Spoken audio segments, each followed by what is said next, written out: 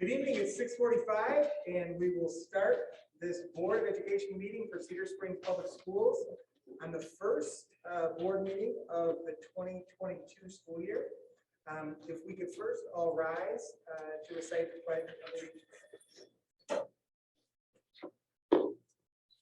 I pledge allegiance to the flag of the United States of America, and to the republic for which it stands, one nation, under God, indivisible, with liberty and justice for all.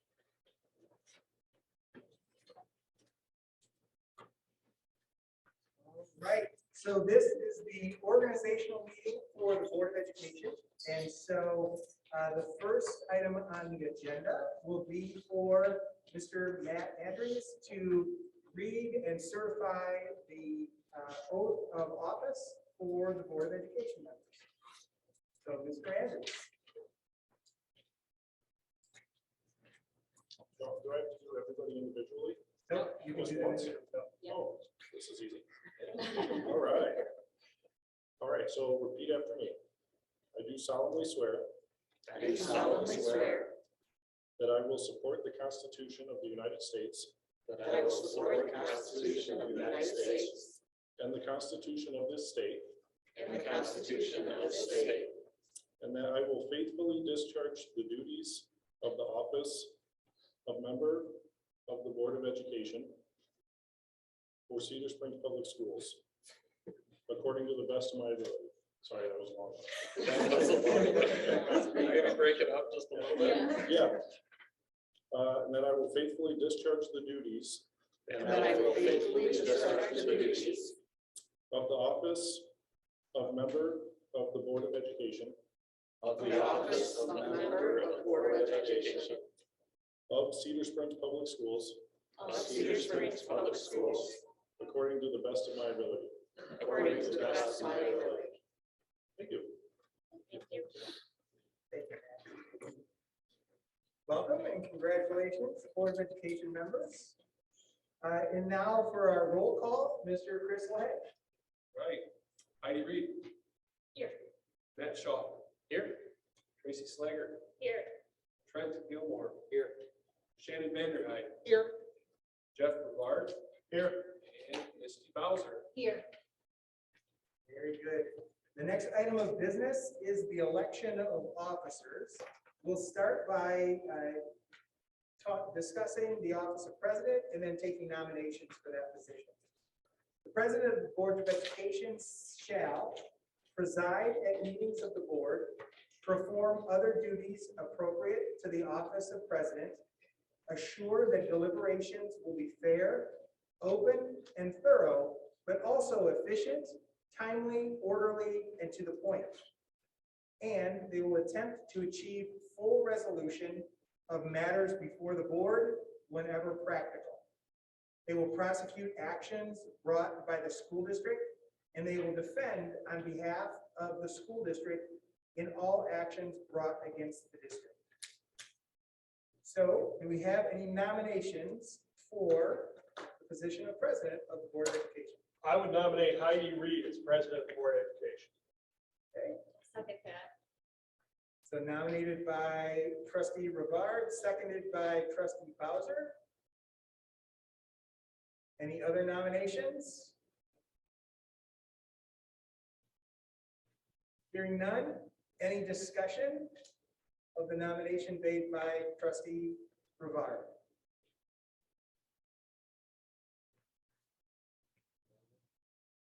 Just to say that I think it's a good fit. You've been doing a great job. Okay. Any other discussion? Just, I would agree with that. If there was anyone else interested, I certainly would entertain that consideration, but Heidi, I think you've done a wonderful job stepping into the role. So I.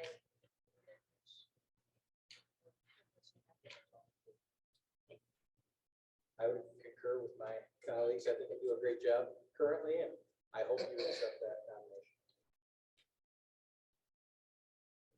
And I would nominate you. Just to be clear, I agree. Okay, hearing no other discussion, I'll call for a vote. Trustee Schaffner, Yes. trustee Slager, Yes. trustee Gilmore, Yes. trustee Vanderhyde, Yes.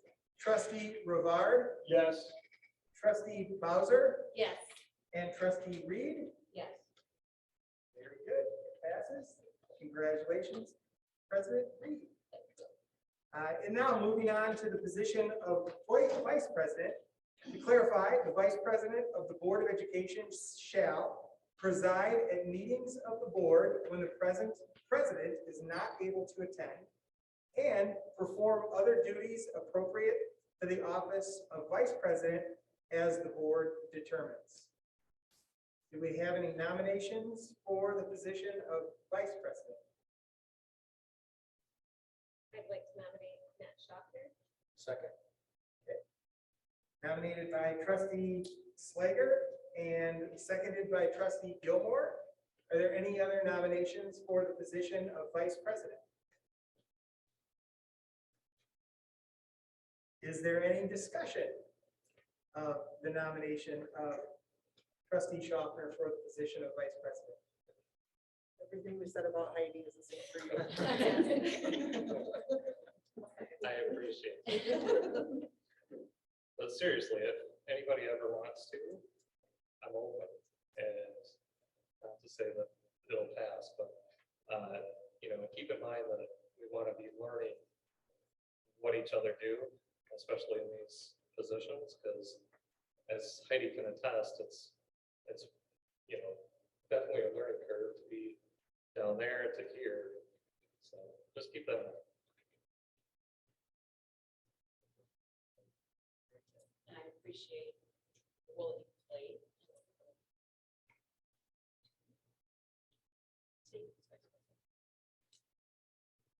Very good. Any other discussion? Hearing none, we'll call for a vote. Trustee Slager, Yes. trustee Gilmore, Yes. trustee Vanderhyde, Yes. trustee Rivard, Yes. trustee Bowser, Yes. President Reed, Yes. trustee Schaffner. Yes. Very good. Congratulations, Vice President Schaffner. And now moving on to the position of secretary. A school board secretary will sign board minutes, take roll call at every meeting, and perform other duties as requested by the board. The secretary of the Board of Education shall, again, sign the minutes of the meetings, orders, resolutions, and other proceedings of the board in proper record books, record minutes for closed session and work sessions, and perform other duties required by law or by the board.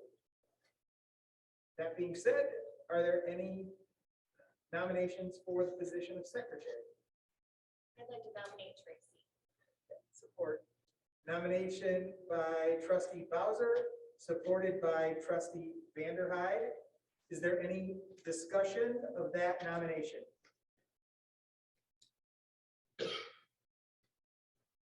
Appreciate your service. And the extra trips to sign things. Yeah. This makes it pretty. And I'd just like to add something similar to what Matt said, and that's I am comfortable doing this. I'm more than happy to continue as secretary, but would love other people to feel like they can step into it as well, just because we're here, this because it's working well, if you'd ever like to.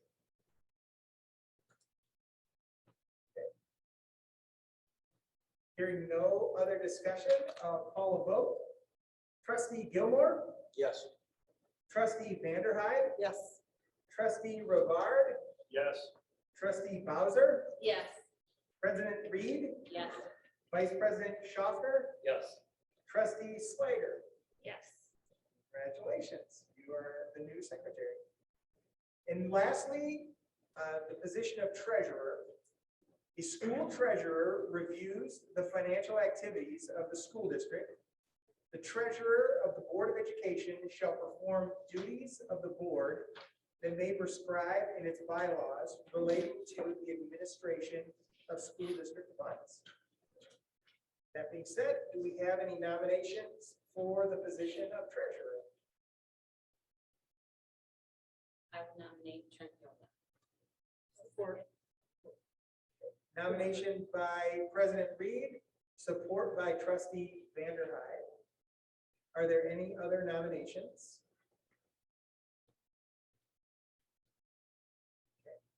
Do we have any discussion of that nomination? Done a good job. Yeah. Thank you for your service. Hearing no other discussion, we'll call the question. Trustee Vanderhyde, Yes. trustee Rivard, Yes. trustee Bowser, Yes. President Reed, Yes. Vice President Schaffner, Yes, Secretary Slager, Yes. and trustee Gilmore. Yes. Congratulations. Thanks, Chris, for the work your team does.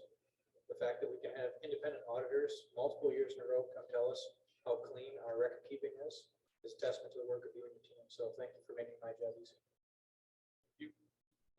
hey, Mr. Reed. All right. Thank you. I'm now going to turn the gavel and the role of the meeting lead over to President Reed. Thank you. Thank you for that.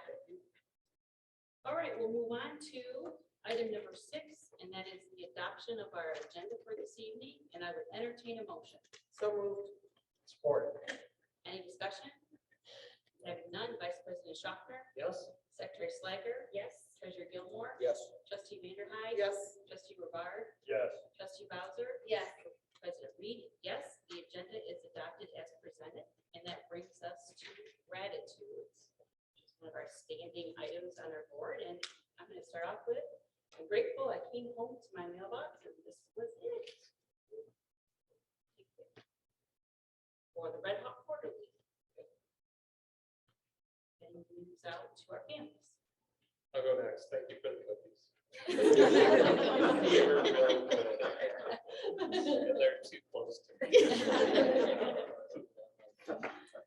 thank you. And I will say, thank you to, the board members on your service. I think it's for appreciation month, is that right? So thank you guys. I know it's not been an easy year or two, especially with COVID and all the other exciting things, but that's our job. And you guys do it well, so thank you for that. I want to echo that. I say it a lot of different times, but I really appreciate that we can work together even when we disagree. We can talk about it and see each other's point of views, and I appreciate that about us. Yes, I do as well. On behalf of the district, I want to express a message of gratitude as well to each of you as members of the Board of Education. We know that the duties and responsibilities and weight of the decisions that you are required to make over the course of the year can weigh heavy on your soul and spirit. And just know that it is with great appreciation that we look to you for leadership and just look to you for continued guidance throughout the upcoming year. And it's a small token of our gratitude. You'll find a little bag, which is your flight crew cooler. And we're just grateful that you're a part of the team, and thank you for your continued service to the district.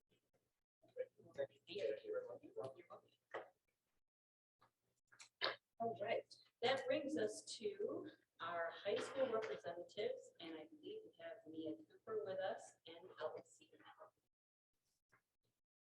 So if you just want to stand up and you can. So things have certainly slowed down since homecoming week, so we haven't had much to do, but for the holidays, that week before break, we did have a coin drive to get some involvement. And then we also did hallway decorating, which is similar to what we do homecoming week. It was just holiday themed this time for Christmas, and then we had people help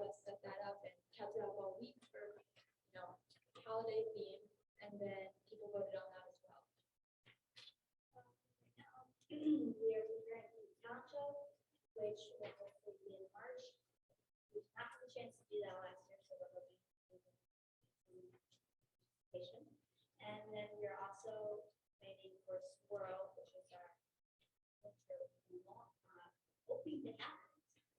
But right now, our sophomore council is. Yeah, Thank you. thank you for planning that fun. Thank you both. Okay, next item is the organization of Board of Education for the 2022-23 school year proposals. So those are loaded in the board book. Slow down. They're just proposals. We had them, you were first presented with them or in December. And so you've had an opportunity just to look through the proposals, the revision of the calendar. In terms of the meeting schedule, the new proposal would be 1 meeting per month as a regular business meeting. And then we would do 4 quarterly work sessions. During that time, those work sessions coincide with key data collection points for us from an academic perspective, as well as from a student services behavioral perspective. And so we'll be able to provide key updates in November, then again in March, and then again in January. Oh, no, sorry, June. Sorry about that. And then the other piece, the reason for that August work session is that's right before the start of school. And so we thought we could capture any last minute hires that we may have to do or we may have to do. And so that's the placement of that piece in August, as well as giving updates on any construction projects that we're still in the middle of right before school starts. And the other pieces of business, the banking and whatnot, it was as presented before. It was not looking at any substantial changes or new signature. No changes.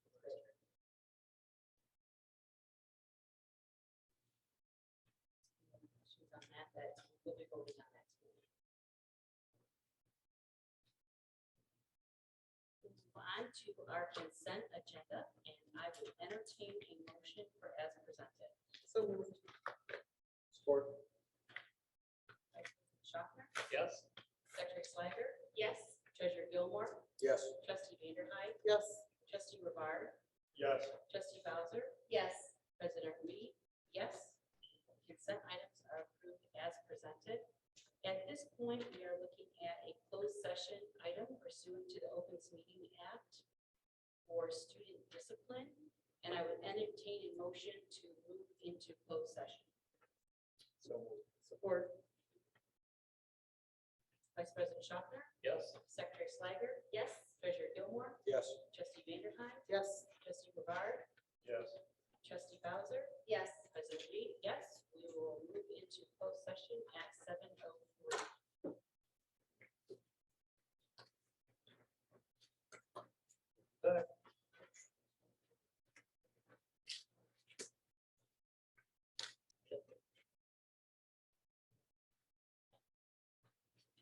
Okay, let the record show that we're rolling back into open session at 7:33 p.m. from our closed session. And we'll jump into item number 12, our Neola Fall 2021 policy updates, which are on for a second or a possible third read. Book.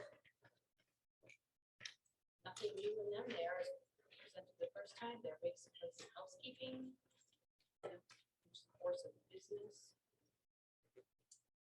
Anybody have any discussion? Yeah, I know that Secretary Slager raised a question in our meeting in December around the provision or the modifications to the public participation in board meetings. The intent of the modification of language is not to silence anyone. It's simply the intent that in the event that a group of people would read the exact same passage, you know, that type of repetition, that would be something that by policy, the president could cease because they're saying the exact same thing. It's not that they're, Not content. yeah, if several people are giving the same, or giving their perspectives on a particular item, they're talking about the same thing, but they're not saying the exact same thing. The provision in the language is really about if they're saying the exact same thing over and over and over. That's good clarification. Thank you. Any other issues? We'll write it down for action. Item E, discussion item E is financial update with Crystal Hay.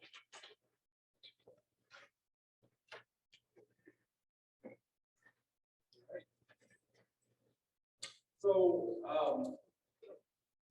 typically at this meeting, we would do our general fund amendment, first amendment of the year. But because of the organizational meeting and knowing we had a pretty packed schedule, decided to try it backwards this year. So number one, as usual, we have our year-to-date budget update, and we update that every month, and you can see the budget to actual. But I have also updated that. You can see that, and this is in board book, with a 21-22 amendment column here. So typically, we go through each part of this, each part of the revenue, the local, the state, federal, and then all the different parts of the expenditures. And I'd show you what's changed from, when we adopted this budget back in June for the 21-22 school year. I'm still going to do that, but I'm going to do that on January 24th as part of the work session. So we can take action to adopt the amendment then, or we can, continue to discuss and adopt it in February. That's take a look at it as we get closer to the work session meeting. So just real quick in a nutshell, if you look at this, obviously it's been a, ever-changing year as it always is, but there's been a lot of fluctuations of things in the way of federal revenues and state revenues, student count. I guess it won't be long-winded because I'll be plenty long-winded. But overall, $819,000 increase in revenue. So you can see that we're going to about $42,725,000 on the revenue side. On the original budget, we added expenditures as well, $838,000. So bottom line is the budget that was adopted, in the far column, I should say, for those of you that can't see, the far column was the final audited actual values from 2021, just for comparison's sake. The middle is what we original budget adopted in June, and then right here in this salmon orangish color is what we'll take a look at in 2 weeks. So the long and the short of it is the original budget, $68,000 to the good. So basically budget neutral. When you're talking about a $41, $42 million budget, to be within 68,000 of expenditures and revenues, that's pretty much budget neutral. And even though we've grown in both categories, revenue and expenditures, by magnitude of $800,000, they've grown together. And so it's really just about the same landing spot of $49,000. So again, it's a mid-year amendment. It's going to change before we get to the end of the year, but this is our best snapshot right now. My process with this starts in November, around beginning of firearm deer season or a little bit before. It runs all the way through. I finished this amendment, sorry about that, just after Christmas. So it's quite a process and it takes some time. So we'll go more in detail here in a couple of weeks, but it would leave the district with a fund balance of about 25.46 for this year. So that's all I have there. For the rest of this update, there's a bond budget update. We're just still cruising along with the bond budget. There's high school work coming in. We're getting triangle. We're paying GMB for the design work. So nothing changed there. Again, please let me know if you have any questions. And then I wanted to throw two things in here that were just brief updates. On December 16th, in case anyone hears about this, we had to close school that day because of power outages. But also on that day, nearly the entire wing here on the western side of the high school, the roof actually just about came off. That was a fully adhered roof that was glued down, I believe, when it was built in '98. So you can do the math on that, 23 years old. It's part of the scope of our bond work to be replaced. contractors told me that if the edges had failed, it would have been in the parking lot. It's that close. And so there's some great video of that roof going 5 feet. No lie, 5 feet up and down. Wait, they say, oh yeah, that's waving. It was interesting. Anyways, so nobody was here, but we were watching that roof raise, so you could drive back and forth and see it going up and down. Anyways, long and the short of it, it's tacked down now. It's secure, but we are going to replace that entire wing, and it will all be insurance covered. So I think these little room for the bond as we get that covered by set six. So estimates are coming in to between $250,000 and $500,000 to replace that roof. So we're going to look at that, get that done between now and spring break. On a positive note, they did reflect on the insulation that's in place and said that the insulation was still very sound. So that was a positive side in terms of perhaps giving us some indications that other sections of the roof may be sound as well. So they go to the other parts. At least we know that that will not be an added expense of the cost of removing that insulation, installing new insulation, and putting the membrane down over the top of the insulation. And actually about that, Scott, I didn't discuss that with you. It's kind of related. We just had core samples done at Red Hawk and found that all of the insulation of that roof is in excellent, dry, perfect condition, no reason to replace. So there's going to be some more savings on the bond to several $100,000 as well. So it was there. The other one here is, it's great to have Beth Whaley in the room, the Child Care Stabilization Grant. This was something we were just awarded last week. Beth came to me in November and said, hey, I really want to apply for this grant. And I said, all right, what do you need from me? And I gave her a few numbers, but Beth ran with the grant. And we found out last week that we're going to receive $188,000 Child Care Stabilization Grant for our Campus Kids program, which is just amazing. That's a program that, we did provide some free childcare during COVID shutdowns and things like that. It really did hurt the fund balance in the program. So this is a great way. I put in here, I won't read through it. We can use this really on anything related to providing childcare. So personnel costs, facility needs, safety, supplies. And so we're going to be working with our new director there, Cassandra Chartier, over the next few months to get that budget in place, and then we'll have until July of 23 to spend those dollars. So really cool opportunities there. And then the investment info I always throw in there. Our construction fund interest wasn't out yet at the time that I put this together last Thursday, but nothing to write home about. We'll get back to those old days of 1920 pre-COVID. So that's my budget. Questions? Anybody has something happy to answer? Chris, just a quick question on the bond. So with the insurance, obviously, Sharon, there could be some dollars that are left over, will be dollars left over. What do we do with those? And I know we don't know how the rest of the projects will go, so there may be some adjustments, but what would happen if there was a surplus? So if there were a surplus at the end, there's definitely some auxiliary things that we can do that still fit into the language of what we originally took to voters. Upgrades we can do, some finishes as we get to the tail end of planning the budget. There's some athletic needs here at the high school, for example, that we can be more creative with or figure out what we want to do. At this time, though, the way that the trades have gone and the costs have risen, every dollar we can save is something that we feel very grateful for, because we've been fortunate so far to come in under budget. But got another report here in a little bit.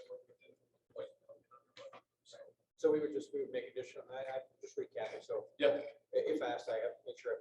Yeah, we would make additional investments. Yeah, we have to spend those dollars on the scope that was in the language that voted.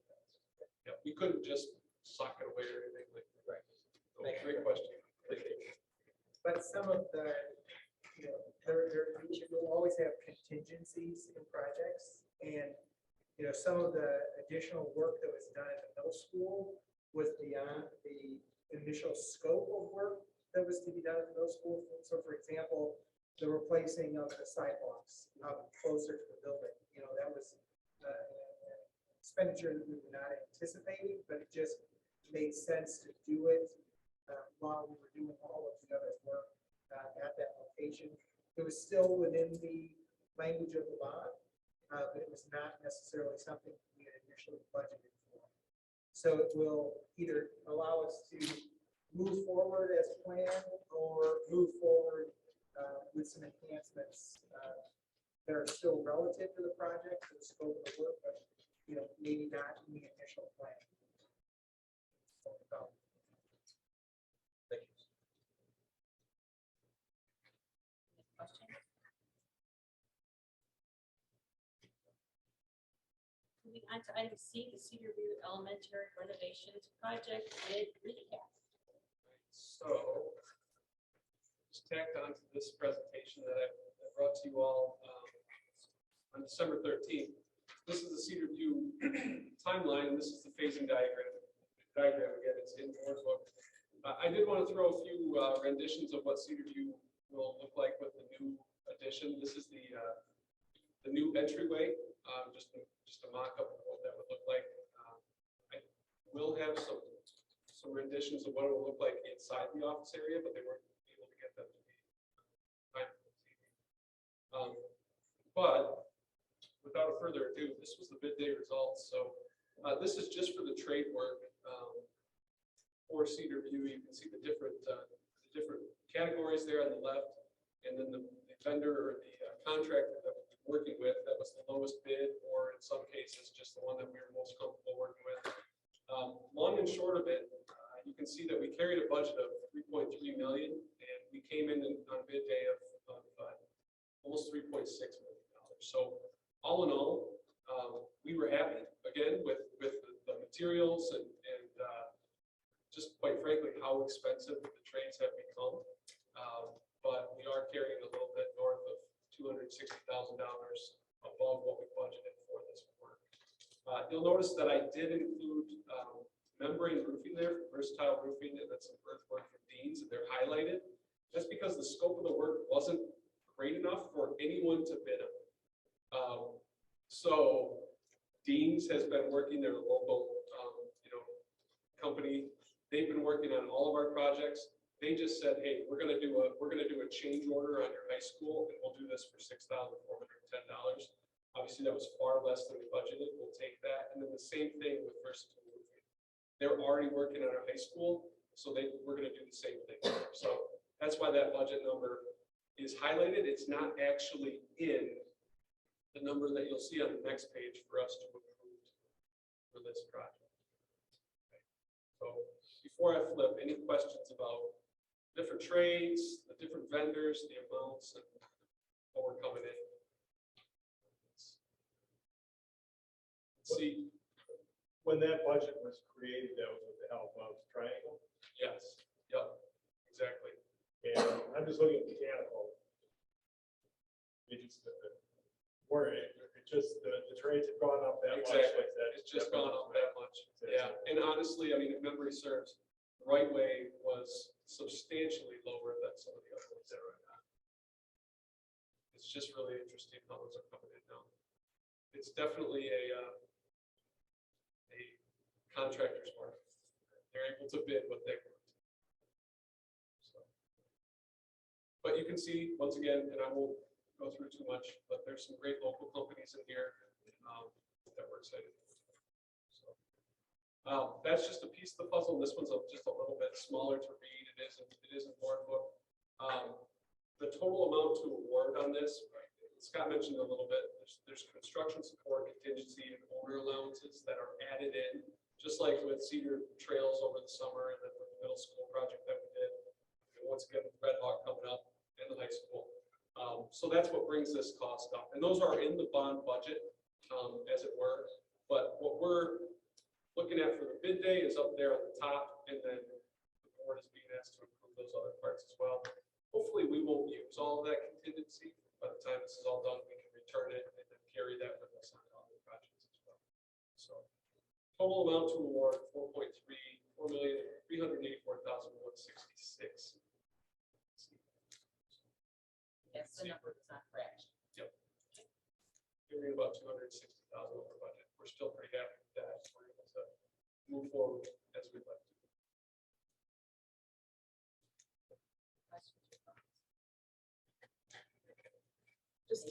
year, that 200,000 over budget is taken care of by a contingency that was already in the budget, so it's not gonna affect later projects. I mean, if we continue to carry over budget as we go, it could be a problem where we'll have to look at it and say, okay, where can we, we're already looking at ways that we can cut out some of the fancier things to be mindful of those, but yes, I mean, it's taken care of. For example, the Cedar Trails project, we saved, I don't know the exact number, so I don't want to say it, but it came in under what we had approved just because we didn't use a lot of it.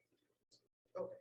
And for example, today, we made the decision to go with epoxy paint in the restrooms at Red Hawk instead of tile, which saved About $120,000. Just So- because there's, we know the way that Scott, that a lot of these trades are going and these costs are kind of skyrocketing. Some of those premium finishes are not going to be at this time. And we don't make those decisions loosely either. We always ask, okay, what's the maintenance, what's the upkeep on those types of surfaces? And, I've led buildings that have epoxy paint and it's very durable, it's cleanable, it's easy to use. It just doesn't look as nice as a mosaic tile, but it works. And so those are the types of things that we'll be very, very thoughtful of and critical of with each project. And mosaic tile in the middle school bathroom looks great on day one. It tends to have more upkeep than an epoxy paint in year 10. And those are things, that we're finding, but also, Scott Jernberg from Triangle, the team at GME, they're bringing these types of savings to us as well. They know how important it is for us to maximize this investment. So they're bringing ways for us as well to reduce costs, but still have a quality product. Thank you. Any other final thoughts? Thank you, Chris. Item D, district sign updates phase 1. Okay. Moving on for action. So this was a carryover from the December 13th meeting. This will be very brief. On December 13th, oops, that's the wrong.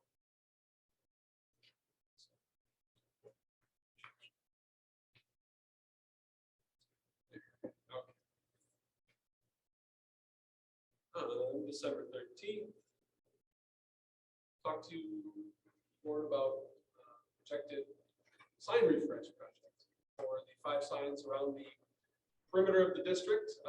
We call it phase 1. We'll do more as we move through and get through the bond project. This is existing sinking fund dollars that we will use for this, and looking for the board to approve that amount, $70,400 for these signs. As presented at the last board meeting. The one thing I did want to show is I did get a.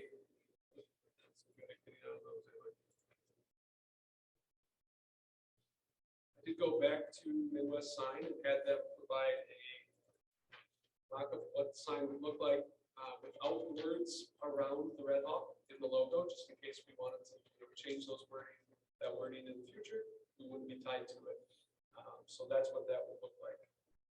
And Jen pointed out as well, I appreciate it, that Red Hawks is 2 words, so we separated that. And again, these signs, if approved, will go through, even a much more extensive process of revision and review before we go to fabrication. Entertain any questions? That's for action. I like it without the words around it. I like it without the. Yeah, it's a little bit crisper. I don't think you'd be able to make those words out anyways, and it allows us to grow and change. Thank you. That was Mr. Schauber's suggestion. Speeder. Okay, any other questions? Signs? And for action. Okay, that brings us to the portion of our meeting for public comment, and this is the time for the board to hear public comment. We wouldn't be responding, but we would follow up. So it's 3 minutes Do we have any takers for public comment this evening?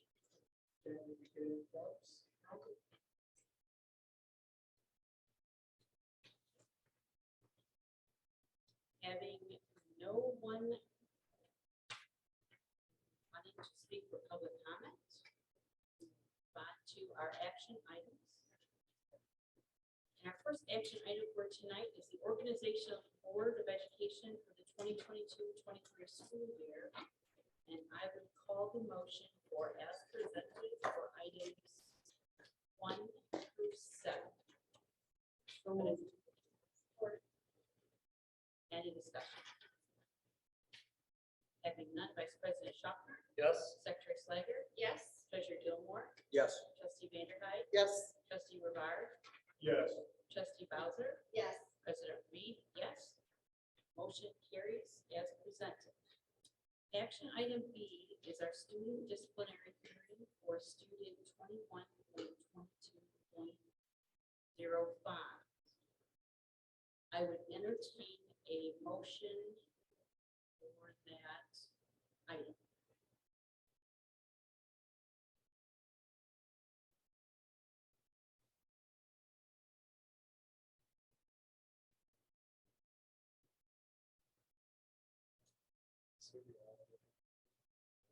I can't,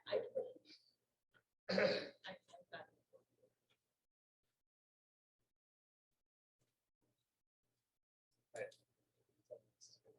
okay, I will move that the student be permanently expelled for the second semester. Well, permanent isn't a time frame. Permanently expelled with the possibility of reinstatement for the 2022-23 school year.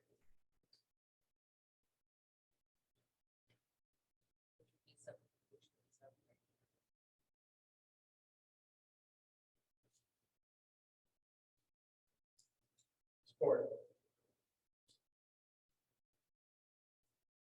Discussion. That'd be based on them, you'd have a reapplication process or petition by the parents, and then we follow the process for that. The thinking is because of the seriousness of the matter, it allows a process. If we address the seriousness of the matter, the process of the committee for reinstatement would assess where that time frame out of the district has been. And ascertain what growth has been shown in the area of concern. And also during that time, there is contact with administration regarding other schooling. So if it isn't just nothing, but there would be some direction given for the other school.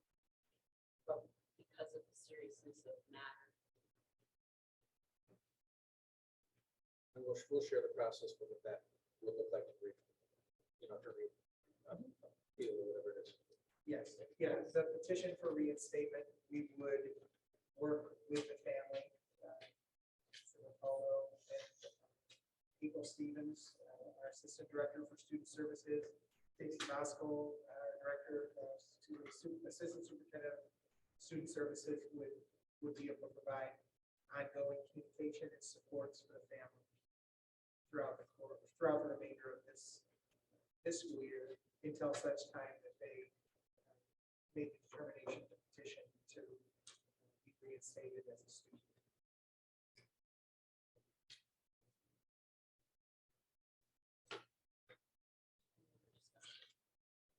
I just want to acknowledge that this is a difficult decision, and I can't speak for anyone else, but I assume that many feel like me and that my heart goes up to the family and how difficult this must be for them.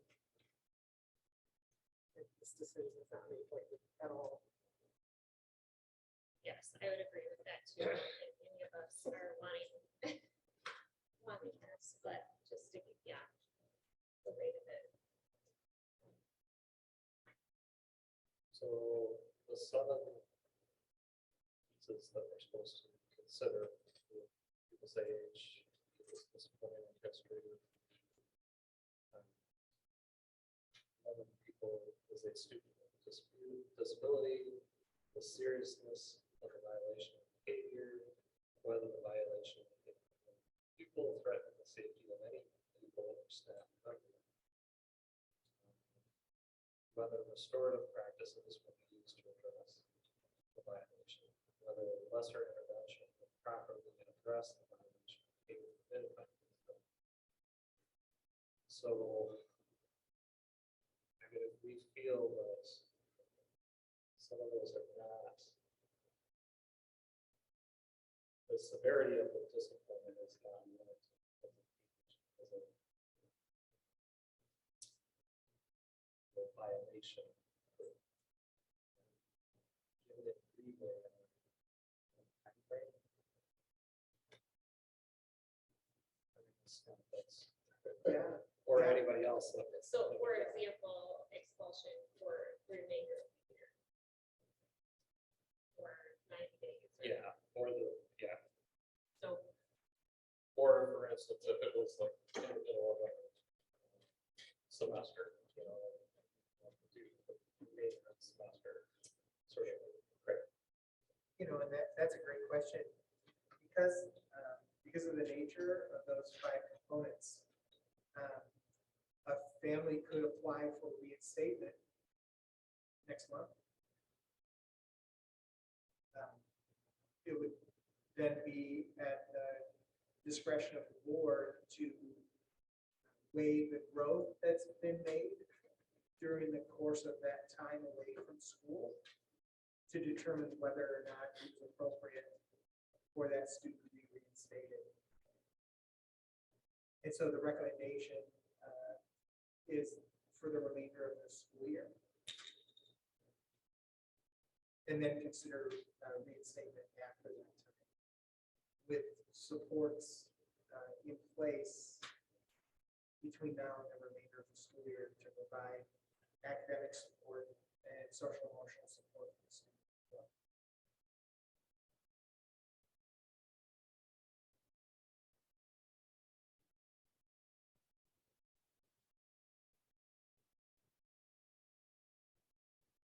Tough one, sure.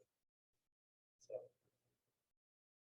I echo Shannon's words as well. It's something you don't take lightly. There's a lot of thought. So one other thought, because of the seriousness of the issue and the weapons issue, the time out will give the time for the board commissioners.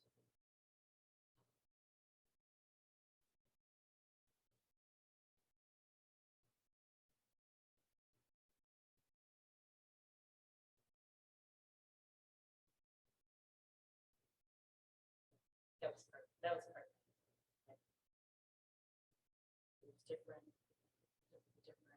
pieces of the situation. My concern would be what does the first week back look like? There's no longer You're suggesting it will create a positive track record that we can look back at and say, there is something here that has improved or has met the standards that we're looking for. Whereas if we only wait a week, well, what is that track record? Well, there really is 2 weeks building, but still not a track record. Yep. So it's all very difficult. Without a problem. For me, it's the age. Absolutely. Especially at this time in a student's life. For myself, it's all some of the circumstances, and I just put myself in that position. I know my own kids make stupid mistakes. Yeah, it would be very difficult. So. But I know, we have the law. We follow the law. So concern for the others. What could have happened. We don't know. But for clarification, again, it is not.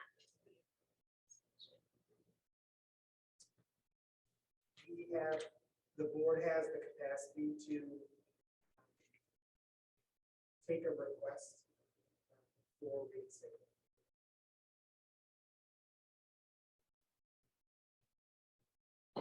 The wording is designed. It puts the focus on there has to be a reinstatement piece. And what are the supports coming from the home? And what growth has been made in those areas to prevent these kinds of things from happening in the future. So if it's word permanent, as if there isn't that assurance or those growth pieces, it gives the committee leeway to act on behalf of the school community. Don't feel there's been enough for the change. Whereas if we just said it's still to the end of the year, they would come back regardless. That's all Right, without anything, right, we don't know, right. And because of the nature of it's more, it would be more than, there's several different stories that for items.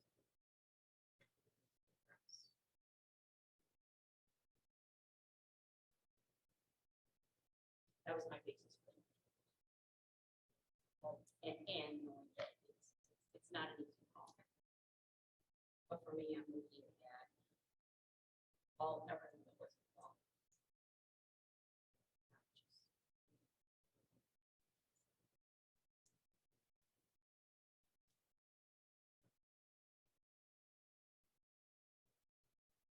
Call for a vote? I will call on the motion of currently expel, possibility of reinstatement for the 2022-23 school year based on the current code and law. Vice President Shaw, Yes. Secretary Slager, Yes. Treasurer Gilmore, Yes. Trustee Vanderhyde, Yes. Trustee Brevard, Yes. Trustee Bowser, Yes. President Reed, yes, motion carries. Teacher, tell them thank you for the work that you do.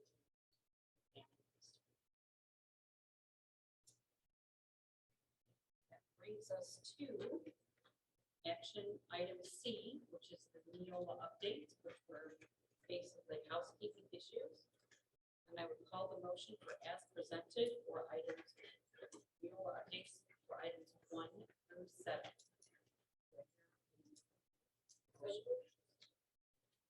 Support. Any discussion? Having none, Vice President Schopner, Yes. Secretary Slager, Yes. Treasurer Gilmore, Yes. Trustee Vanderhyde, Yes. Trustee Brevard, Yes. Trustee Bowser, Yes. President Reed, yes. All updates approved as presented. Item D, approval of Cedarview Elementary renovation bids as presented. So moved. Support. Any discussion? Having none, Vice President Schopner, Yes. Secretary Slager, Yes. Treasurer Gilmore, Yes. Trustee Vanderhyde, Yes. Trustee Brevard, Yes. Trustee Bowser, Yes. President Reed, yes.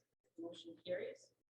Action item E, approval of district sign updates, phase 1 as presented. So Support. Any discussion? I love those signs. Vice President Schaffner, Yes. Secretary Slager, Yes. Treasurer Gilmore, Yes. Trustee Vanderhyde, Yes. Trustee Brevard, Yes. Trustee Bowser, Yes. President Reed, yes. Signs are moved to the order. That brings us to the communication portion of our meeting, and for the board, I have shared an email. I just gonna put it out there though, in regards to, we had a parent write to us about doorstop safety, things that had been used in different school attacks and things. So that's going to the safety committee and the architects. There's different things of the doors swing in or out of different buildings and that kind of thing. So that input was taken and moved forward into committee. The other item that we didn't have as an agenda item, but the work is going on behind the scenes, is we have our book issue, and it's not forgotten. And for the current issue, for the concerns, the parents have been contacted in those classes, or there's controversy regarding the books per se. And we're looking at moving forward in, Jen has been working with legal and other directors in Kent County and with the team in our school about what that's going to look like going forward when we have a book challenge.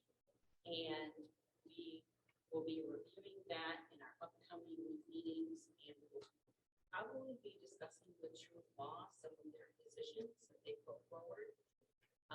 So we will be able to question them rather than Jen says true law said. We have true law right here to ask the question. So that work has continued on. It's not a fast process, but we wanted to have due diligence and look at through different lenses, because there's different opinions on it. And we come up with a process that it's going to serve us into time and not just, right now, this is it and boom. So that is going on, and we've all had one-on-one conversations. There's been board admin conversations, so it's all going, but it's going to be a complete process of lots of different things. So that's what I have. I will say to that, it's not just us. This is. Oh, my God. county, yeah. Right. So it's not unique to Cedar Springs. If there was a fix, I'm sure we should look at it, right? So I appreciate the work that you guys are doing, and I think that you move forward.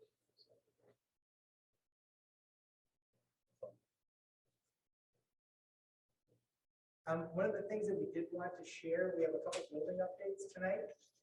So Beth Whaley is here, the principal of Cedar Trails Elementary School. Trisha Shenfield is here, principal of Beach Elementary School. Bill Cataldo is here from Red Hawk Elementary School. And Mr. Ron Bamwell is here, principal of the high school. And so if you'd like to give a quick update of some of the neat things that are happening in your buildings. So, thanks for all of your hard work. We haven't been coming to the meetings, but we send lots of good thoughts your way every time we know these meetings are coming, because we know it's been really hard and we're really grateful.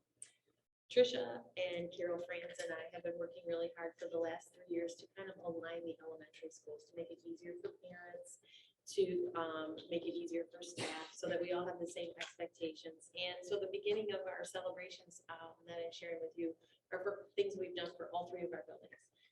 And Carol France wanted you to know that she's gone tonight because she's out for bereavement, but she wishes she was here, and we have her input as well. So the 3 things that the 3 buildings have worked together. We do one administrative newsletter now monthly instead of one from each building. It comes from all 3 of us. We plan our professional development for our staff together for all 3 buildings. We've been working really hard on addressing mental health concerns of our staff and building culture. And so we've been doing some of those similar things in all 3 buildings this year.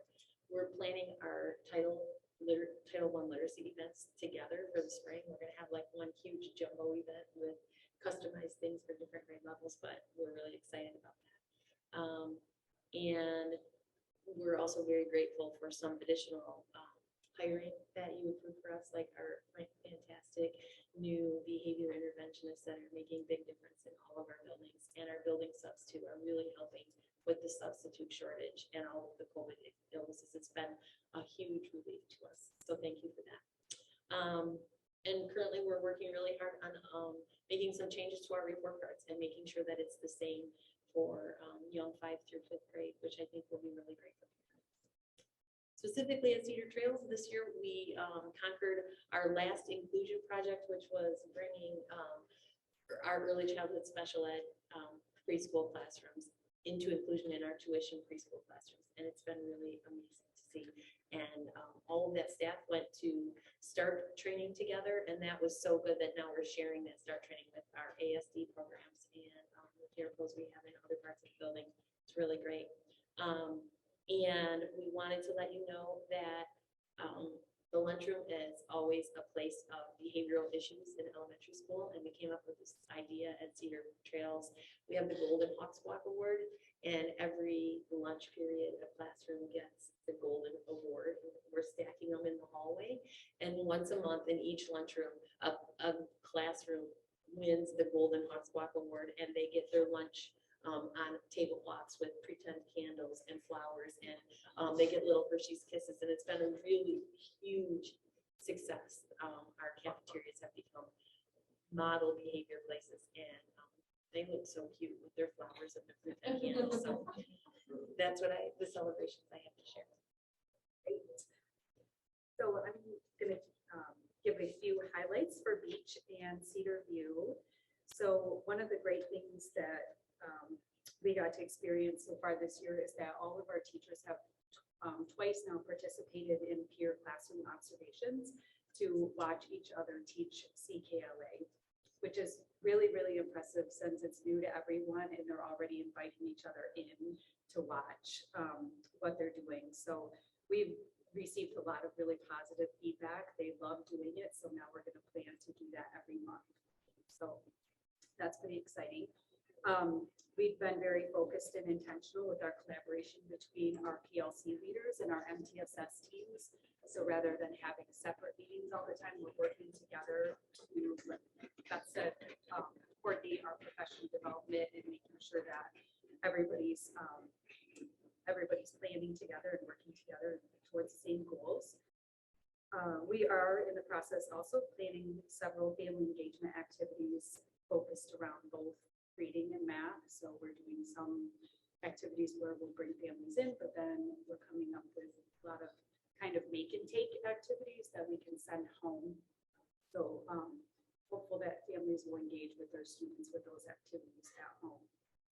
And then finally for Beach, in the fall of every year, all of our teachers do a student risk assessment to identify students that might be at risk.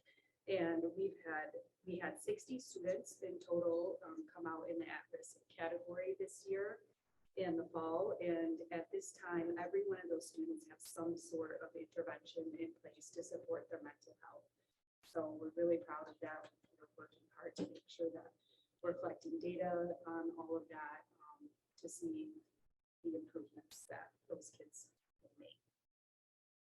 And then for Cedarview, they have also participated in lab classrooms for twice already this school year. They, for the second time in a row, they are taking the NAEP assessment in February. Schools are randomly selected to do that. They've been selected 2 years in a row. I'm surprised that Carol put that as a celebration. She's trying to like pass it off that it's a gift, you know, they were selected. So they'll be doing that in February. They've had 2 PBIS celebrations last week. They are about to kick off Battle of the Books, which is always a really exciting time for them. I know the kids really get into that. They're beginning Girls on the Run registration. And then they also have had a lot of inclusion activities, an ASD coffee cart, Special Olympics, and team teaching and Project Unity. So those are some highlights from each of you. And we wanted to invite any of you to come anytime to see all of the amazing work that's done in our buildings. That's great. Thank you both so Thank much. you. Piggybacking on something that Beth shared, so Austin Wittenbach is one of the individuals that you approved their hire for in the consent agenda tonight. Austin is going to be joining our team as one of our lead technicians, part of our tech team. Austin is a power school expert, been serving a prominent district in Ottawa County for 5 years. And one of his really claims to fame is their work around the report cards in that district. And so we're excited about all the expertise that Austin is going to bring to the table. So thank you for approving that hire. And then I have tried hard to help Carol avoid the name, but even to go as far as to respectfully contact the individual that was reaching out with such an excited message saying you've been selected, and I said we don't really want to be selected. So anyway, it's a good take one for the team. Mr. Cataldo or Mr. Barrymore, do you have any? I'll go. Let's just move right on up the ladder. Okay. And Ron, if I talk too much, slide a chair at me, okay? It's just a reminder to stop talking. I gave him permission. Really lots to celebrate student-centered in the 6th grade. That's really fun to see. We started off with a fundraiser, our Fitness Palooza, and kids really got into that. Teachers got into it, really talking about the benefits of physical fitness, just mentally and physically. And it was fun to kind of pump kids up and talk about that throughout the building and feed into that with our PE teachers, knowing that we have 3 sections of PE, which is amazing to get those kids active. We were able to raise some money. It was a really fun day, and I was shocked because I was in the gym working out with them, which was really bad because I found out that weekend that I couldn't use my compound bow because I had so many muscles that I hadn't used in so long. But we had like 80% of the 6th graders doing workouts with us consistently the whole time, even through each rotation, which was really fun to see and get them active in it. And really build some school spirit right off the bat and got them some spirit wear that we've been able to use.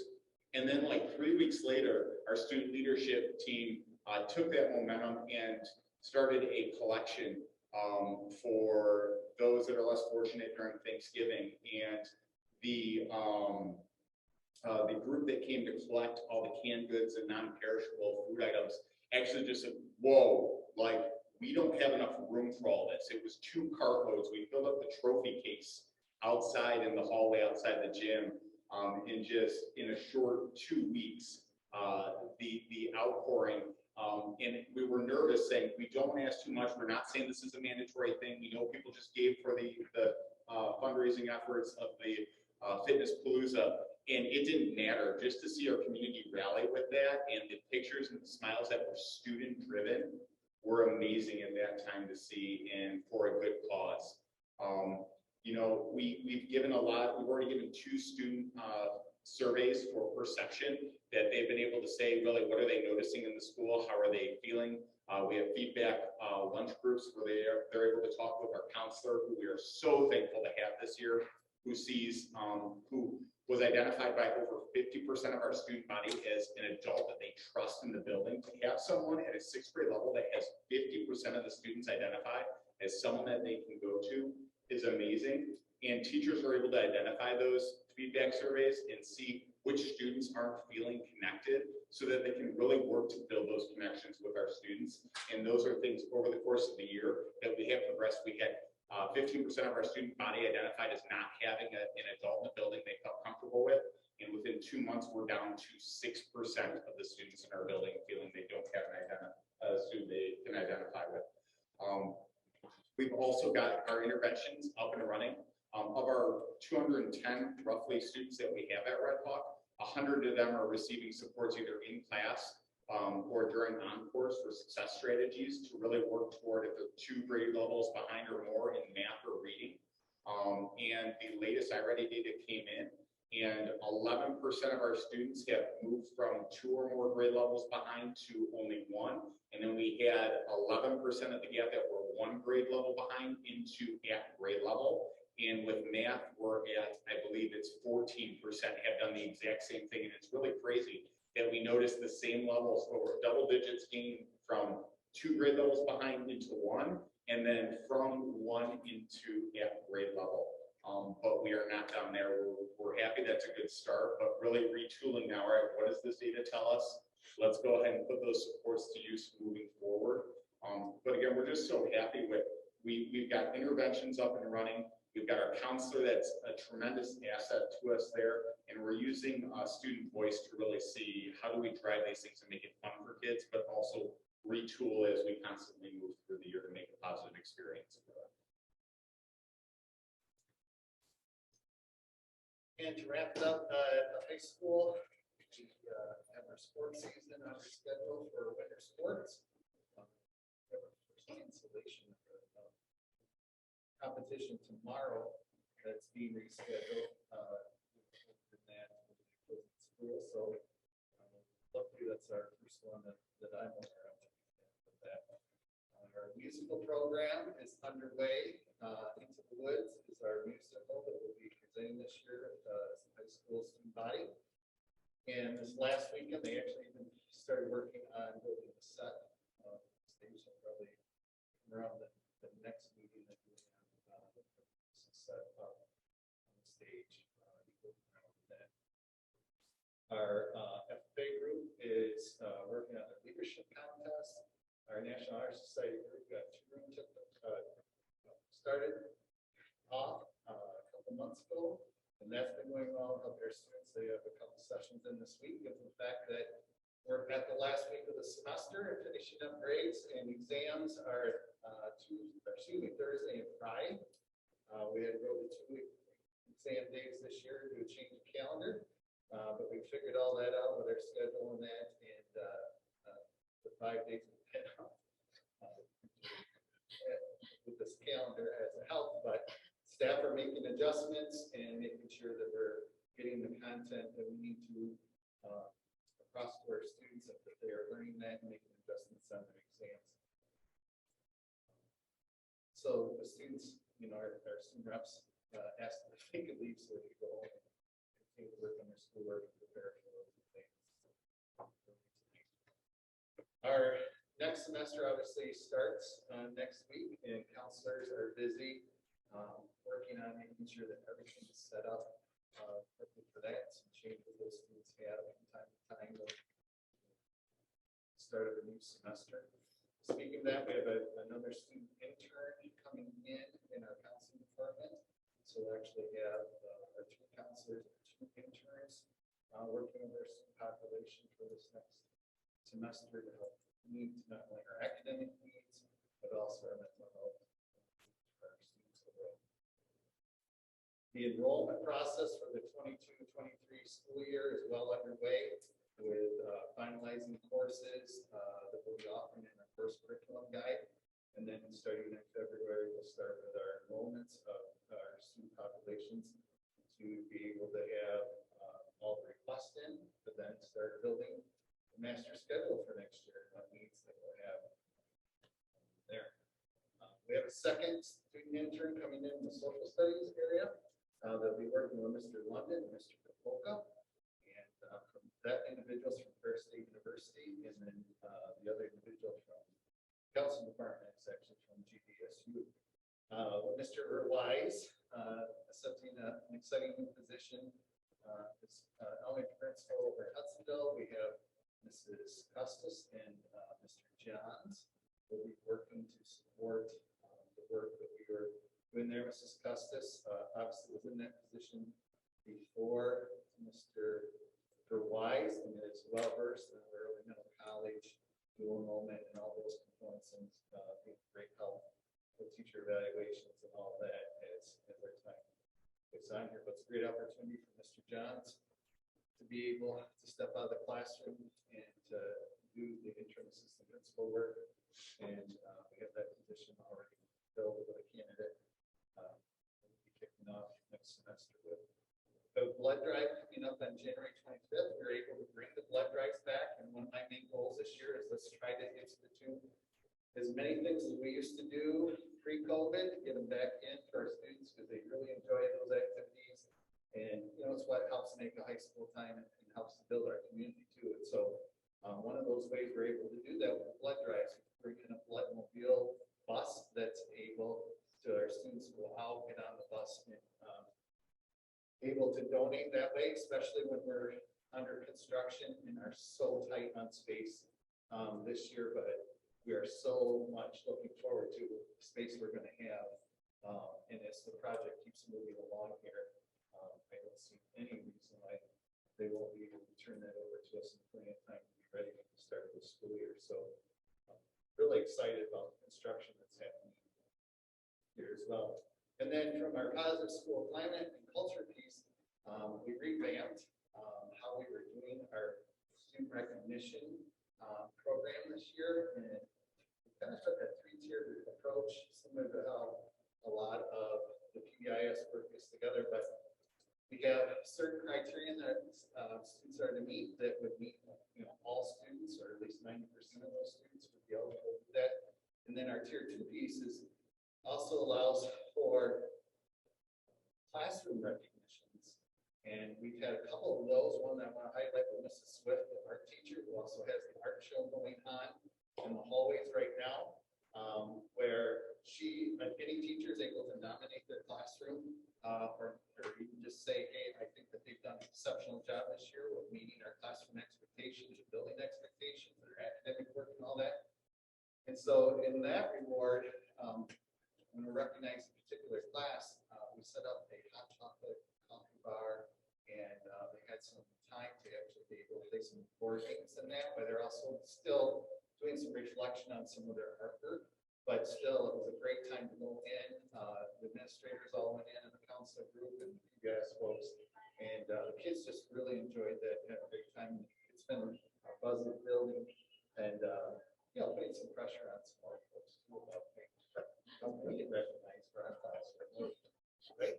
So that's been just a wonderful piece that's been an added component to this year, and I think we'll do that. And then on the third tier, there's still some individual recognition. We did have some students who have earned those rights and everything, and been able to take and come down to the elementary schools and kind of reciprocal kind of reward system, and that they're able to read to some of the students and to help do some recognitions down there. I think one of the big highlights was being able to be chosen to be in the Red Hawk and be able to come through the school and do that part of it. So we're trying to find those kinds of intrinsic rewards the kids really look forward to. And I think whenever we can tie it in with helping to support our younger elementary school students, and they don't see that tie there, it's just really important. That's We loved the Red Hawk readers. they Oh were my gosh, so the kids were just insane. They couldn't believe the Red Hawk was in the building, and that they brought a shocker with them to read, and they were like, oh my gosh, this is amazing. The other thing I wanted to add that the high school is doing with my littles this year, our young 5 classes are tied up with our FFA group at the high school, and they're doing monthly mini field trips on campus, and the high school kids are planning the entire thing, all of the lesson planning and everything, and our young 5ers just love their high school buddies. I mean, every time they come, they taught them how to tap trees for maple syrup, taught them how they made recipes with soybeans. I mean, it's been, those kids just idolize those big guys. It's really been great.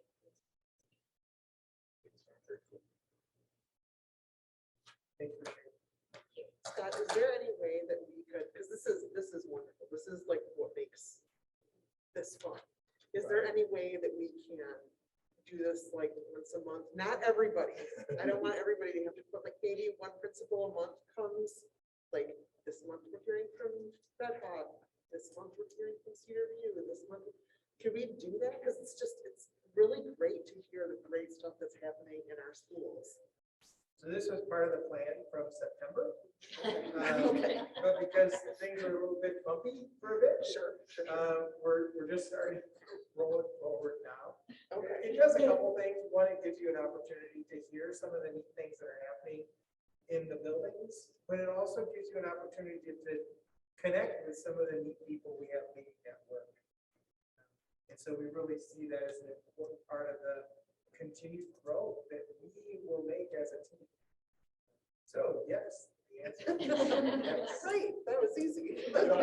It's just so exciting to think of all the stuff that you've gone through in the last 2 years, and you could all give up. You could all throw the towel. I usually don't know that. No, you can't. Good job. Next day, I'll be different. You can all be upset, man. I sincerely, but you come in here, you're excited.